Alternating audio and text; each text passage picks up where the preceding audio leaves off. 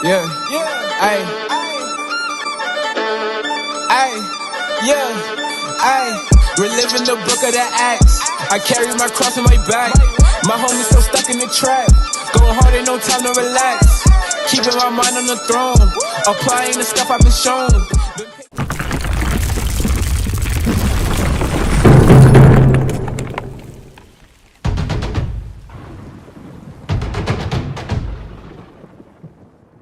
Give me the next video. Now, we're going to listen to this, and I want you to use your spiritual mind with this right here.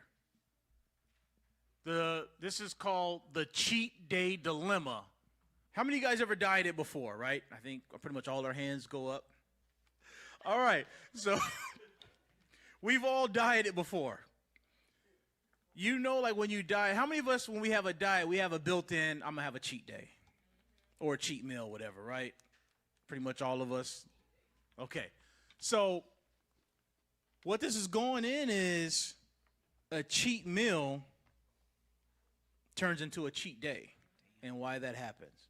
So let's play it from the beginning. Turn it up and play this. Somehow a cheat meal got turned into a cheat day. And somehow having a cheat day turned into doing it every Sunday. I don't know how, don't know why, but what you need to understand about a cheat meal is it needs to be a meal, not a day, and it needs to not be every Sunday. It needs to be random, but more importantly, it needs to be good, whole foods that your body can actually use. Get rid of the pizza, get rid of the ice cream, get rid of the candy, get rid of the shit that doesn't matter, and eat food that actually makes a difference to your body.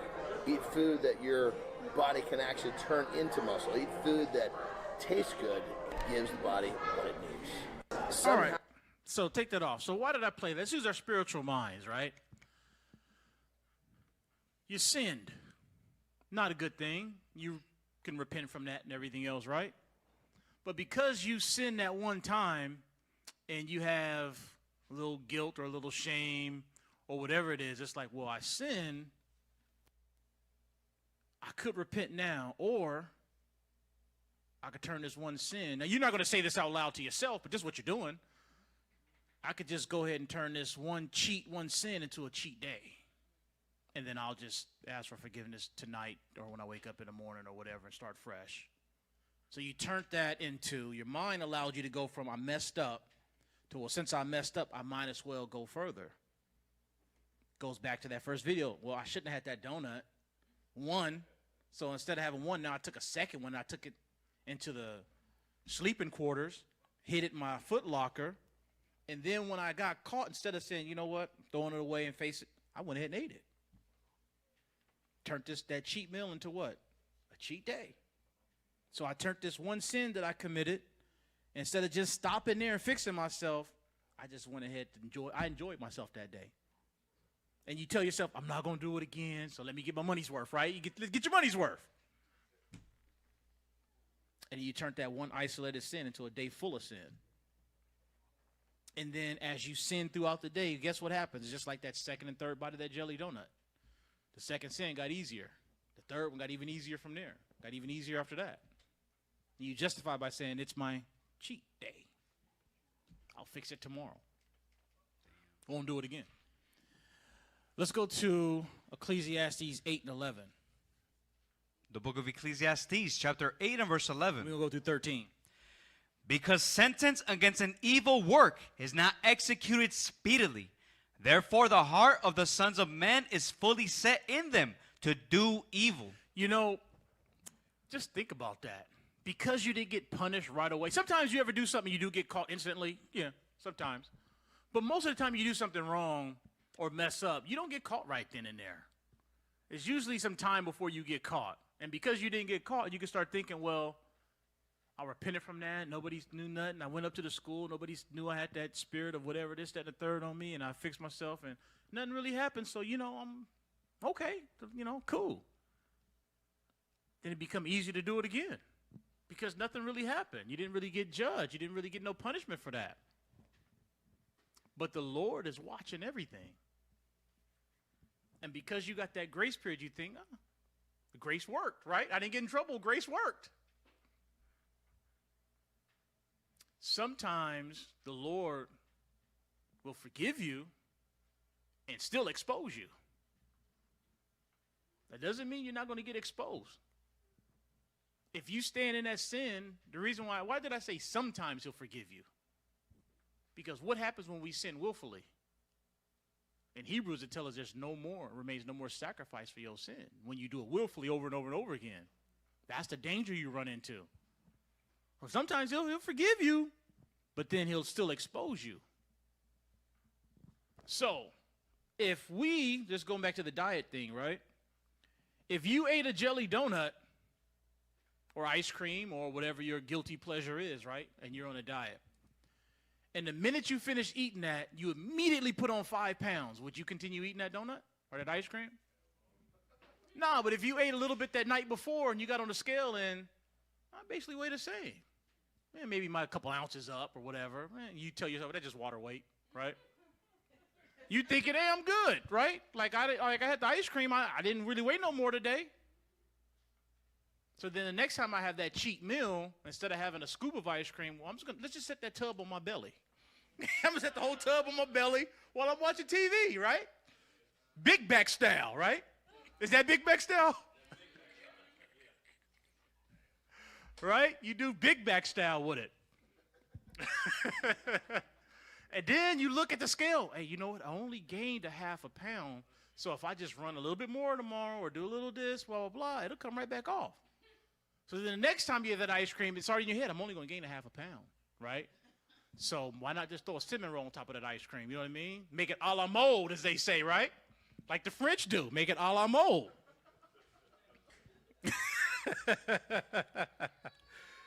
And you just keep on. Becomes easier and easier for you. So because you didn't get judged right away, you continue in that same sin over and over and over again because you didn't get no punishment. Read on. Though a sinner do evil 100 times. You might do that thing 100 times before anything ever happens to you, for you see anything ever happen to you. Come on. And his days be prolonged. And you live a long life. Yet surely I know that it shall be well with them that fear God, which fear before him. Read on. Watch this. But it shall not be well with the wicked. So that person that says, you know what? I messed up. I sinned, right? I repented and I fixed myself right now. The Lord said it'll be well with that person that fixed themselves. But the next verse 13, is talking about the person that said, oh, I got away with it. Well, let me do it again and again and again. Read on. But it shall not be well with the wicked, neither shall he prolong his days, which are as a shadow, because he feareth not before God. Then his time will actually be short, even though he may live full age. But what's 80 years compared to forever in the kingdom? What's 80 years compared to forever in hell? Burning, right? All that stuff. What's 80 years of getting away with something versus your lifetime of riches, being in rulership, no pain, no suffering, no nothing bad. You don't have to worry, in true safety. What is 80 years compared to that? 80 years of enjoying fleshly sins and lusts. What good is that compared to forever? Go to Ecclesiastes 3, 1 and 2. The book of Ecclesiastes, chapter 3 and verse 1. To everything there is a season, and a time to every purpose under the heaven. So there's a time and place for everything. Read on. A time to be born, and a time to die. A lot of people think, well, I'm still alive, so I got time. And because you think because you're still alive, you got time, you continue in the sin that you're in. You don't see no urgency in fixing it. I got time. I'm working on it. I'll do better next time. And all you're doing is making excuses so you can keep on adding sin to sin to sin. And it becomes easier and easier and easier each time. Finish that verse. A time to plant, and a time to pluck up that which is planted. And look at this.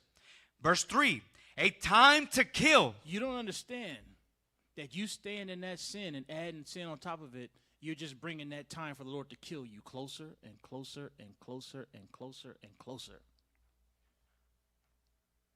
All you're doing is giving the Lord time enough to sharpen his sword more and more. So when he decides to slice you up, it'd be even easier.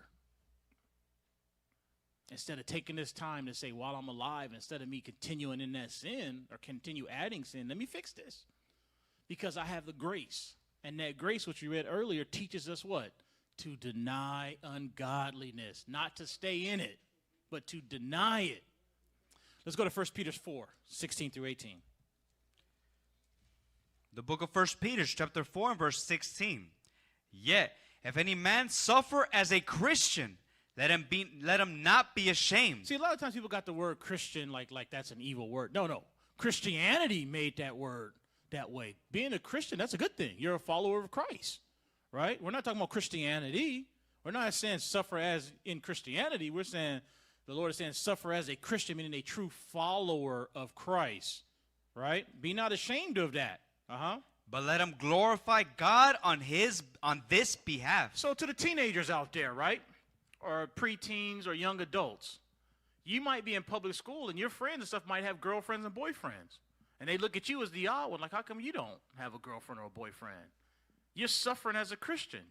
You're holding on to the commandments of the Lord, saying, wait till you're married first. If you're going to, be of age, have your own place if you're a man, a way to provide for that one before you start proving somebody. You're not there yet. So your friends may have girlfriends and boyfriends and chatting and all this other type of stuff, and you're not. And they may tease you about that. You're suffering as a Christian. That's okay.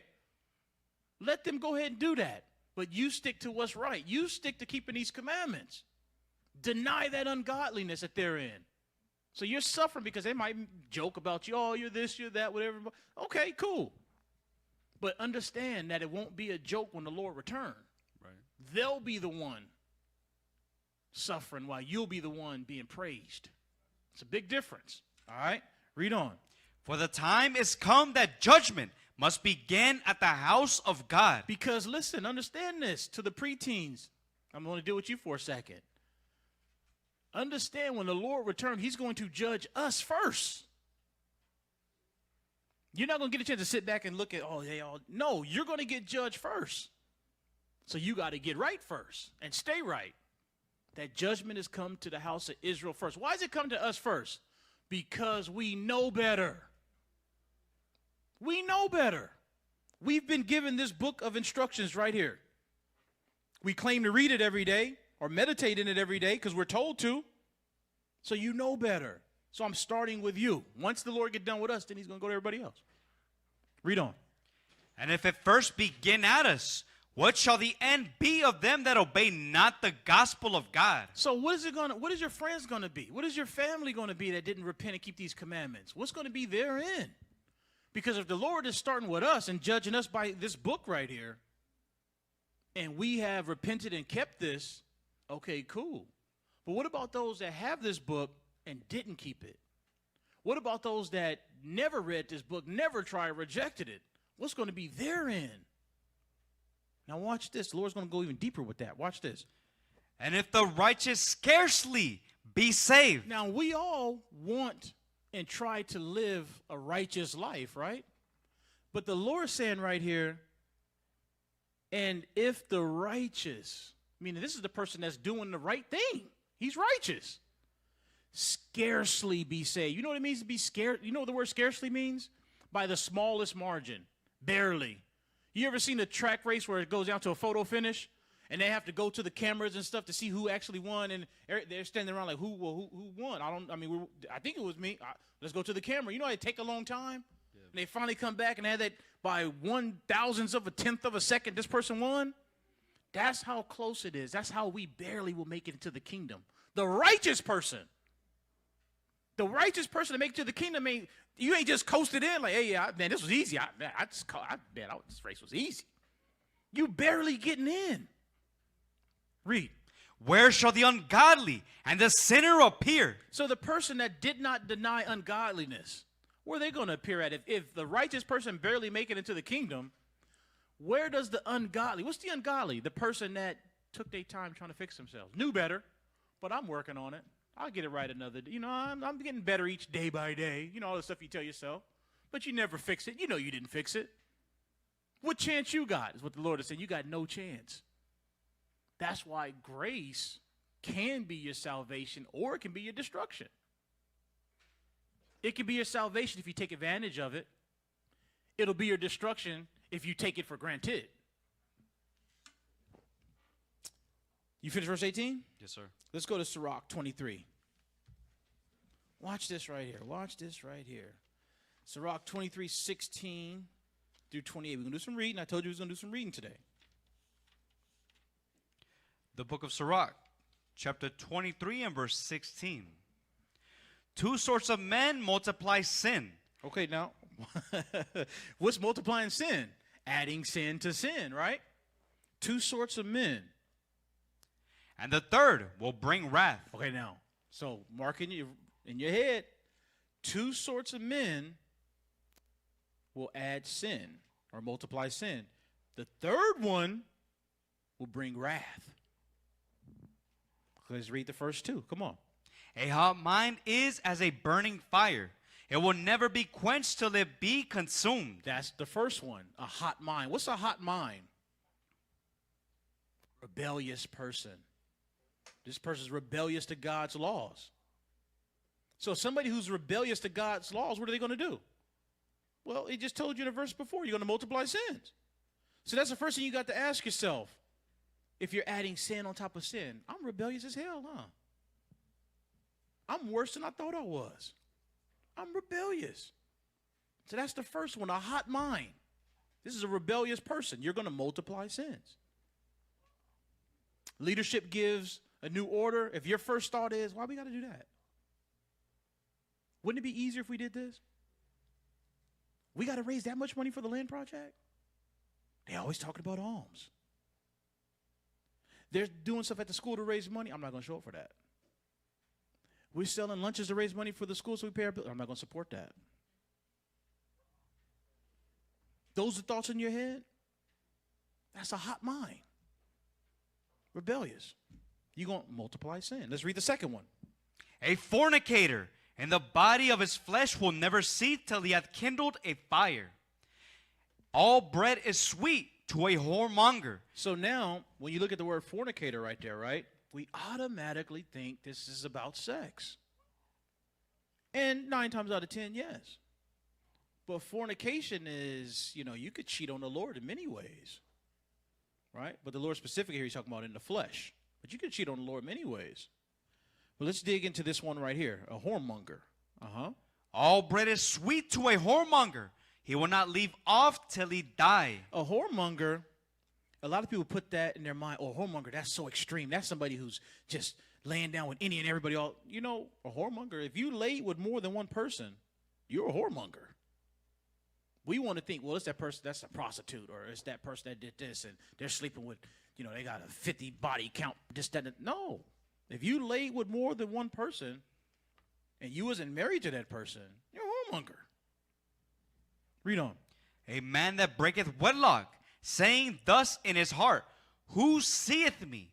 I am compassed about with darkness. The walls cover me, and nobody seeth me. What need I to fear?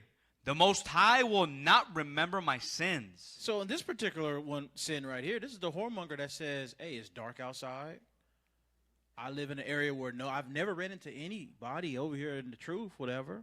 Ain't nobody going to see me do this right here. So many people can get caught up in fornication. Ain't nobody doing that in broad daylight. They sneaking that somewhere. All right? So this person right here, he's saying, look. Now, will this person say this in out loud? Don't nobody see me doing it. No, this person's ashamed. But their actions is saying the same thing. Don't nobody see me. I'm going to get away with this. I'm good. You don't have to say this to actually be saying it. Your actions are saying it. Nobody see me. I'm good. Read on. Such a man only feareth the eyes of men. Because that person is only worried about somebody else catching them. They're only worried about being caught by somebody else. But that translates to all the other sins that we do too. That cheat meal you did or whatever, I should have done this or that. You thinking, well, no, I don't want no man to see me, because if the officers was here or this was that, I wouldn't eat this in front of them. Right, Z? That's why y'all went to that back room back there, right? Who sees me?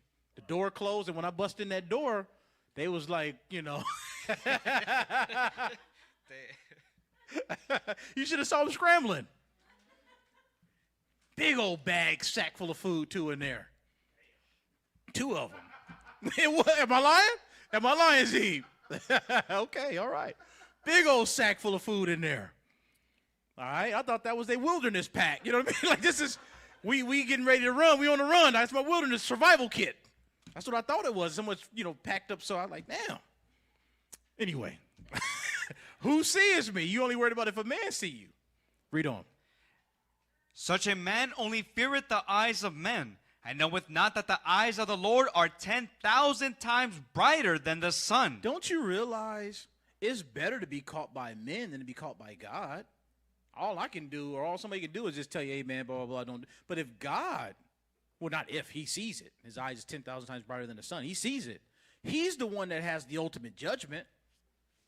The little judgment I can do right here, that ain't going to, grand scheme of things, ain't going to do nothing to you. A few little words I may say to make you feel a little guilty or ashamed or whatever, but that ain't going to really, in grand scheme of things, ain't going to do nothing to you. You forget that by the time you go home. But when the Lord corrects you, there's usually some embarrassment or pain that come with that, or death.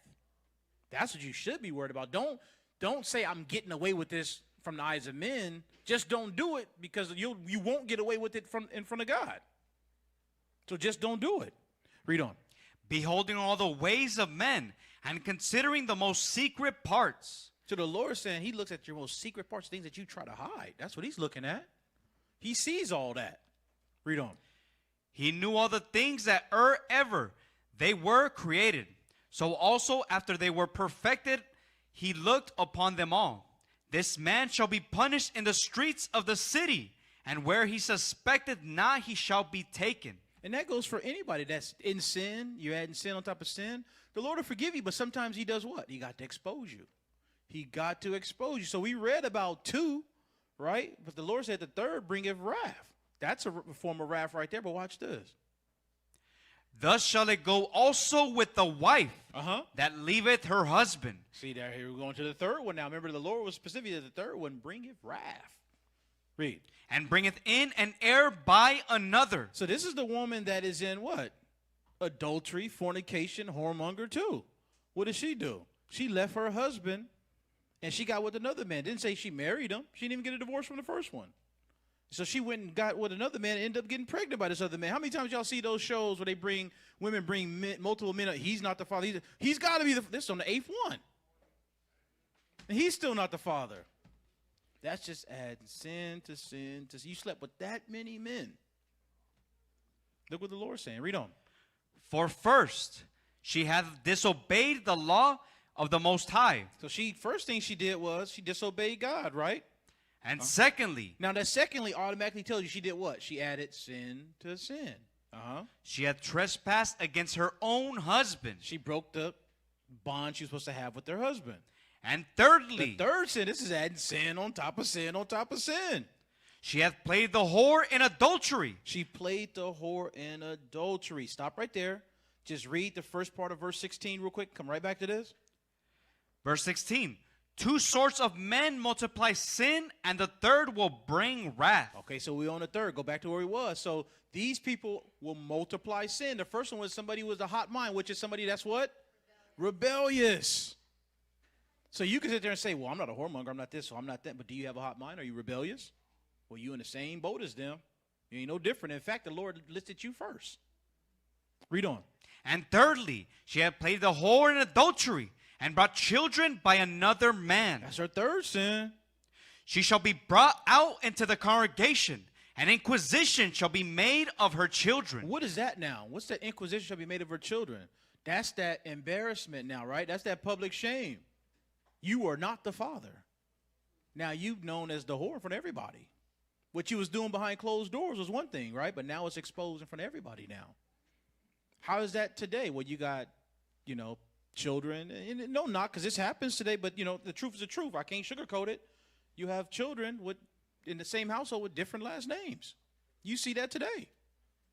Read on. Her children shall not take root, and her branches shall not bring forth no fruit. That's wrath that the Lord is talking about. Read on.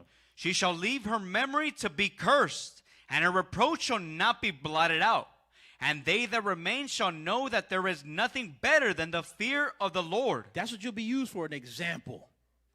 Hey, remember so-and-so? Remember how she ended up? Remember how he ended up? Don't be like that. Fear the Lord. Don't fall into what they fell into, because all they known for is this now. Read on. And that there is nothing sweeter than to take heed unto the commandments of the Lord. There's nothing sweeter than that. Just keeping the commandments will protect you from so much. You'll have peace of mind. I've seen these quick little videos where a girlfriend or a boyfriend or something like that, or a husband and wife, will get the other person's phone, and they'll damn near jump out of a second-story window, chase a car barefoot to get their phone back because they're afraid of what they'll find in that phone. I could leave my phone unlocked in front of the wife, in front, this, that, and the third, and I could sleep like a baby. There's nothing in here that can incriminate me. Nothing in here that I could feel ashamed of. Nothing. Now, when I was in the world, that's a whole different story.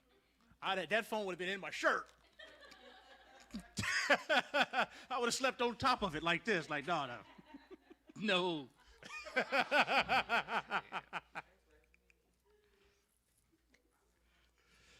Yeah, y'all can laugh at me, but some of y'all the same way. Some of y'all got that Superman grip on that phone like this. This phone ain't going nowhere. All right? Say what? They got that kung fu grip. Got that kung fu grip. All right? Let's see where we leave off at. What verse we at? 28. Read verse 28. Verse 28.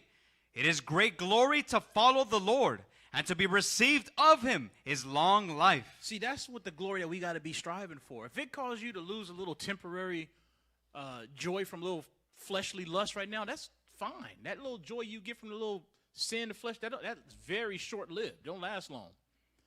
Put your energy and effort into something that's going to last a long, long, long time. All right? What is a nation?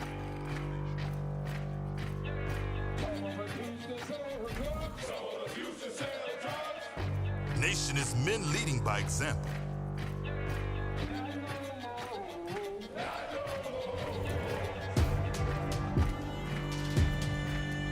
Nation is family.